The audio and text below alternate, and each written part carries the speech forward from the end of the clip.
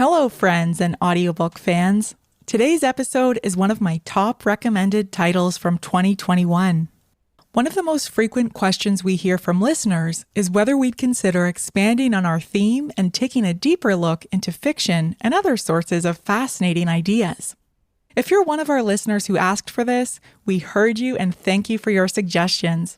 We'll be hard at work behind the scenes for the rest of this year, creating something we hope you'll love. Until then, we hope you enjoy this episode, and I look forward to sharing more with you in 2022. Americans are famously skeptical of their elected government, so I've always wondered why American culture tends to celebrate self-made billionaires with an idealism bordering on worship. This next title chronicles a scathing saga of the Sackler family egos, corruption, obscene wealth, and ultimate culpability for the opioid crisis. Welcome to Audiobook Reviews in 5. This is Yana, also known as Jana, and in today's episode, I'm reviewing Empire of Pain, The Secret History of the Sackler Dynasty, written and read by Patrick Radden Keefe.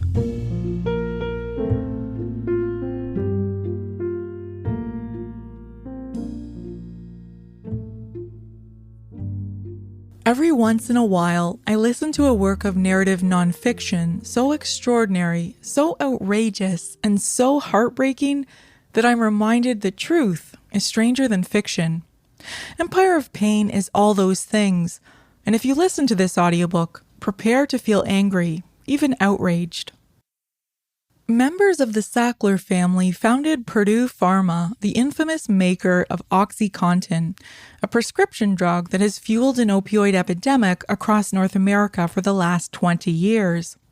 Patrick Radden Keefe's investigative journalism about the Sackler family has a history too.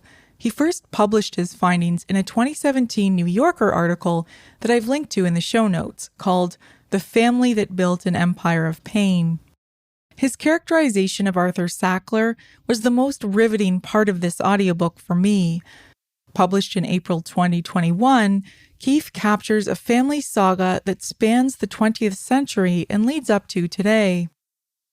It's quite a revelation to learn that the current pharmaceutical marketing model we know so well, including providing drug samples to physicians, sponsoring fancy luxury medical conferences, and generating patient interest in specific branded drugs, was practically invented by this one man. Sackler's marketing of Valium in journals like Medical Tribune helped make it the first drug to generate $100 million in sales, and by 1971, thanks to Arthur Sackler's marketing efforts, Librium and Valium earned $2 billion for drug companies. Arthur Sackler's schemes were covered in Barry Meyer's 2003 book, Painkiller, which Keefe credits. On an interesting side note, Keefe shares in a recent interview with the Strand bookstore that the Sackler family lawyers sent him nearly identical threats to those they sent to Barry Meyer nearly 20 years ago.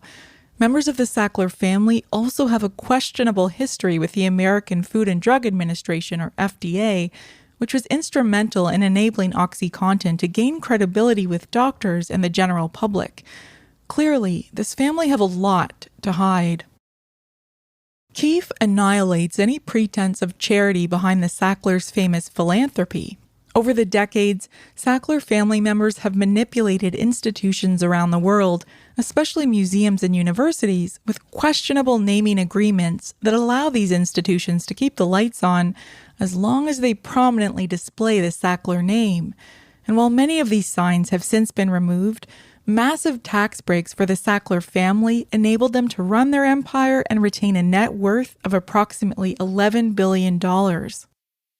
Keefe's audio narration is flawless and worthy of any professional voiceover actor. He's perfectly paced and utterly compelling. He subtly conveys character traits and emotion so well that I had to keep reminding myself that this is nonfiction, and that's saying a lot for more than 15 hours of listening.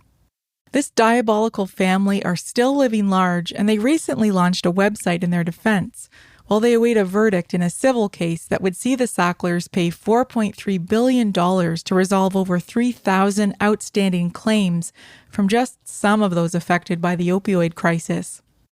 However, if this is successful, the family would be immune from future criminal prosecutions.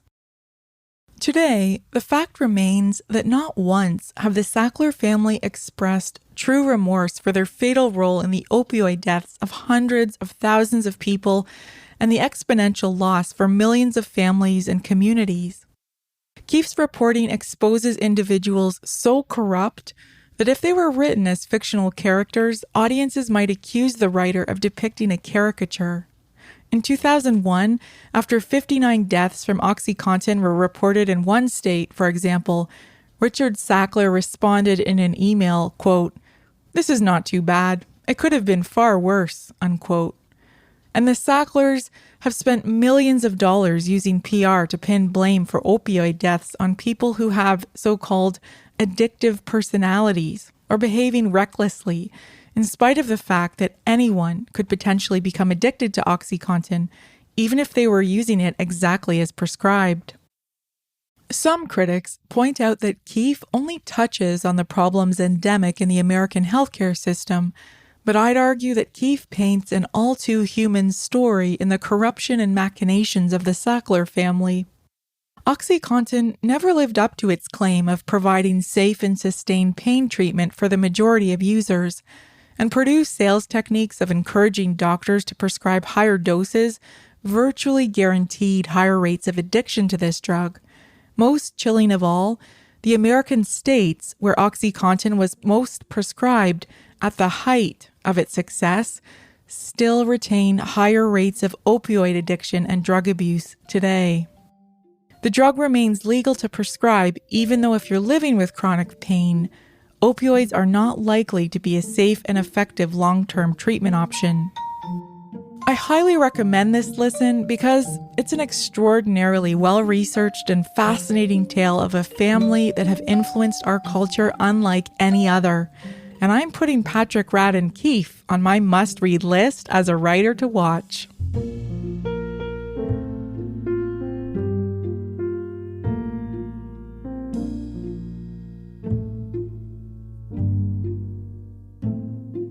That's all for this episode of Audiobook Reviews in 5. Thanks for listening. If you have not yet done so, please follow us on Facebook and subscribe to Audiobook Reviews in 5 on Anchor, Apple, Spotify, and many others.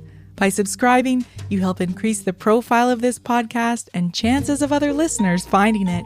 I look forward to checking in with you all again soon. Please stay safe and be well.